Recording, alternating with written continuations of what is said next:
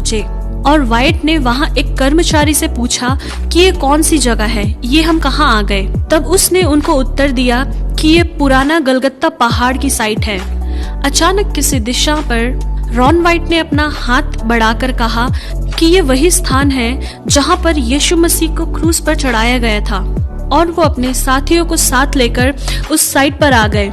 वहाँ के अधिकारियों के परमिशन के साथ उन्होंने उस साइट पर खोदने का काम स्टार्ट किया और अपने रडार में उन्हें ये पाया कि वहाँ पर लगभग 18 फुट का एक बड़ी चट्टान जमीन के नीचे पाया।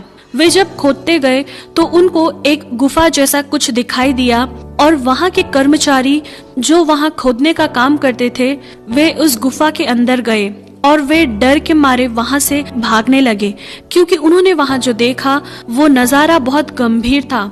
रॉन वाइट ने उन लोगों को अपने पास बुलाकर पूछा कि तुम लोग क्यों भाग रहे हो बिना पैसे लिए। तब वो इब्री कर्मचारियों ने कहा कि हमने वहाँ वाचा का संदूक को देखा है। तब रॉन वाइट उस गुफा के अंदर प्रवेश किया और जब उन्होंने आंख उठाकर देखा तब उन्हें एक अद्भुत दृश्य दिखाई दिया और उस दृश्य को देखने के बाद वे तुरंत नीचे गिर गए। रॉन वाइट के बेटे ने बड़ी ही मुश्किल से उन्हें बाहर निकाला। अगली बार रॉन वाइट बड़ी तैयारी के साथ उस गुफा में प्रवेश किया तो उन्होंने उस गुफा के अंदर वाचा का संदूक देखा, जिसके द्वारा मूसा के समय परमेश्वर इजरायलियों के बीच में अपनी उपस्थिति को प्रकट करते थे। फिर रॉन वाइट ने अपनी अनुभव शेयर करते समय बताया कि उन्होंने जब वो संदूक करीब जाकर देखा तो 4 स्वर्गदूत उस संदूक के चारों ओर खड़े देखा और उसमें से एक स्वर्गदूत रॉन वाइट से बातें करने लगे। हम 4 मूसा के समय से लेकर अब तक वाचा के संदूक की रखवाली कर रहे हैं। फिर रॉन वाइट ने ये देखा कि उस वाचा के संदूक के ऊपर डामर जैसा कुछ दिखाई दिया और रॉन वाइट ने उस डामर जैसी चीज को वहाँ से निकालकर रिसर्च सेंटर में ले गए। तो रिसर्च के द्वारा ये पता चला कि वो इंसान का खून है जो कई अरसा पुराना होने के कारण सूख चुका है। इस वजह से रिसर्च सेंटर वालों ने कहा हम इसके बारे में ज्यादा जानकारी नहीं दे पाएंगे क्योंकि उस खून का सारा सेल डेड हो गया होगा।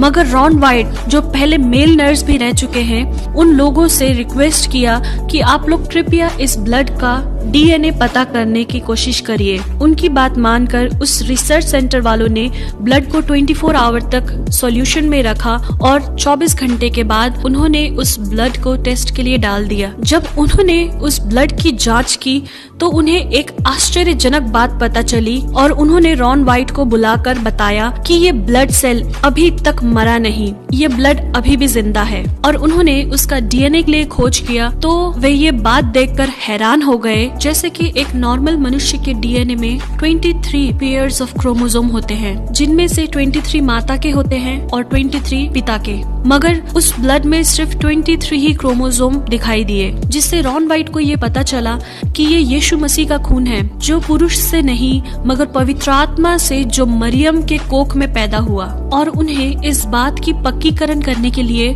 उस वाचा के संदूक के पास फिर से गए और वो जांचने लगे कि वो खून कैसे उस वाचा के संदूक के ऊपर आया। उसी खोजबीन के दौरान उन्हें ये देखने को मिला कि जहाँ वाचा का संदूक रखा गया था उसी स्थान के ऊपर गुफा में एक दरार दिखाई दिया। उस दरार में भी वैसा ही सूखा ब्लड उन्हें देखने को मिला और मालूम हुआ कि वो ब्लड ऊपर से ही बहता आया है। इसके द्वारा उन्हें ये पता चला कि इसके ऊपर वो स्थान है जहाँ पर यीशु मसीह को क्रूस पर चढ़ाया था। और यीशु मसीह की मृत्यु के समय बाइबल में लिखी हुई उन बातों को रॉन वाइट ने याद किया कि धरती डोल गई और चट्टानें तड़क गई। ऐसा वचन मत्ती 27 के 41 में लिखा है। ये वो दरार था जो यीशु के समय में हुआ था, जिसके द्वारा यीशु का लहू बहते हुए उस वाचा के संदूक के ऊपर गिर गया। और उनके हिस्टोरिकल स्टडीज के दौरान उन्हें मकाबिस के किताब से ये लिखा मिला कि यिर्मयाह नबी ने परमेश्वर का संदूक एक गुफा के अंदर छुपाया था। इस किताब को पढ़ने के बाद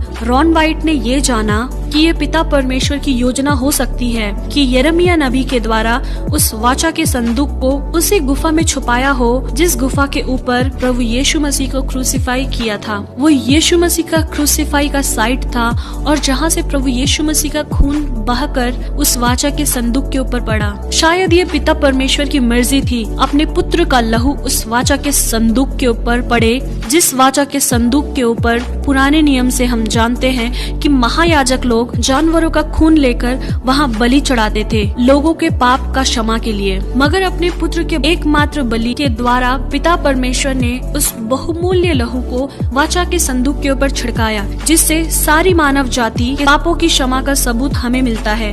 प्रियो, ये बात रॉन वाइट सारे मसीहों को बता नहीं पाए, उनका देहांत हो गया। मगर रॉन वाइट ने जो बाइबल की खोज किया है वो सब हम उनकी वेबसाइट में देख सकते हैं। शायद हमें इसका पक्का सबूत ना भी मिले, मगर मैं एक बात जरूर विश्वास करती हूँ और आप लोगों को ये बताना चाहती हूँ कि हमारे प्रभु यीशु मसीह का लहू आज भी जीवित है, क्योंकि इब्रानियों की पत्री में लिखा है, नई वाचा के मध्यस्थ यीशु और छिड़काव के उस लहू के पास आए हो जो हाबिल के लहू से भी उत्तम बातें करता है। हाँ मेरे प्रियो, हमारे प्रभु यीशु मसीह का लहू हाबिल के लहू से भी उत्तम बातें करने वाला है, जो आज भी जिंदा है, और उसी लहू आपको और आपके घर वाले को इस महामारी के बीच में रक्षा